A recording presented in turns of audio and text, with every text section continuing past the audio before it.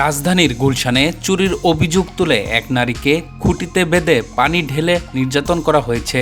শীতের সকালে সংঘটিত এই ঘটনার একটি ভিডিও সামাজিক যোগাযোগ মাধ্যমে ভাইরাল হয়েছে। ভিডিও সূত্র ধরে অনুসন্ধান চালিয়ে পুলিশ জানতে পারে ২রা জানুয়ারি শুক্রবার সকালে গুলশান থানাধীন নন্দা এলাকার মুরল বাজারে অবস্থিত মার্কাজুল তালিম আল ইসলামী মাদ্রাসার সামনে ঘটনাটি ঘটে। এই ঘটনায় মাদ্রাসার ২ শিক্ষক লোকমান ও একরাম এবং ৩ শিক্ষার্থীকে জিজ্ঞাসাবাদের জন্য ডাকা হয়েছে, তবে তাদের আটক করা হয়নি এবং এখন পর্যন্ত কোনো মামলা হয়নি। ভাইরাল ভিডিওতে দেখা যায় শীতের পোশাক পরা এক নারীকে একটি খুঁটির সঙ্গে বেঁধে রাখা হয়েছে। ২ ব্যক্তি ছোট বালতি ও মগ দিয়ে তার গায়ে পানি ঢালছেন। পানির ঝটকায় নারীটি যে কষ্ট পাচ্ছেন তা তার অভিব্যক্তিতে স্পষ্ট।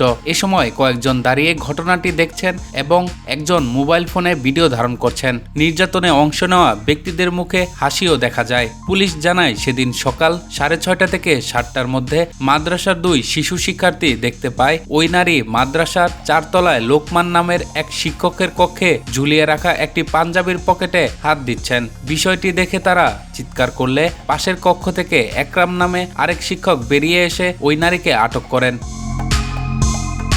পুলিশে সোপর্দ না করার কারণ হিসেবে অভিযুক্তরা পুলিশকে বলেন এত সকালে পুলিশ পাওয়া যাবে না, সেজন্য তারা নিজেরাই ওই নারীকে শাস্তি দেওয়ার সিদ্ধান্ত নেন। শাস্তির অংশ হিসেবে নারীকে একটি খুঁটির সঙ্গে বেঁধে তার শরীরে পানি ঢেলে নির্যাতন করা হয়। পরে কয়েকজন তাকে উত্তরাগামী একটি বাসে তুলে দেন। এর মধ্যে ভিডিওটি সামাজিক যোগাযোগ মাধ্যমে ভাইরাল হলে গতকাল শনিবার রাতে গুলশান থানা পুলিশ নির্যাতনে সম্পৃক্ততার অভিযোগে 5 জনকে জিজ্ঞাসাবাদের জন্য থানায় নেয়। তাদের মধ্যে রয়েছেন মাদ্রাসার 2 শিক্ষক লোকমান ও একরাম এবং 3 শিক্ষার্থী। তবে নির্যাতনের শিকার নারীকে এখনো খুঁজে পাওয়া যায়নি।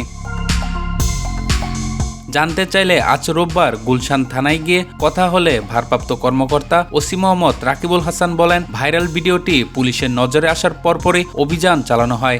স্থানীয়দের সহায়তায় ঘটনাস্থল শনাক্ত করে গতকাল রাত 10:30টার দিকে অভিযান পরিচালনা করা হয়। এখন পর্যন্ত এই ঘটনায় কোনো মামলা হয়নি। ওসি আরও জানান, ভুক্তভোগী নারীকে শনাক্ত ও খুঁজে বের করার চেষ্টা চলছে। তাকে পাওয়া না গেলে পুলিশ হেফাজতে থাকা ব্যক্তিদের বিষয়ে পরবর্তী আইনগত ব্যবস্থা নেওয়া হবে।